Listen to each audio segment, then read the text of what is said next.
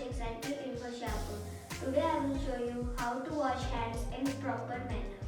Step 1. First, wet your hands cleanly, properly. Don't waste the water. Then we will take soap, and from soap we will rub the all hand with soap properly.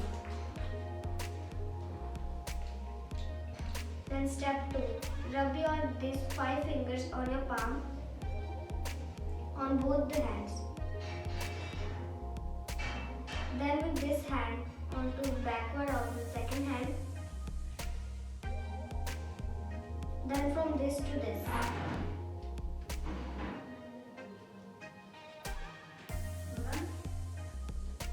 Rub your both hands cleanly.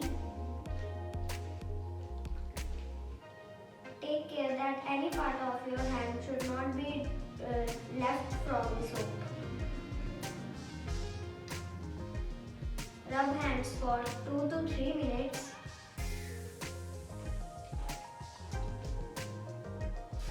Then wash the hands cleanly.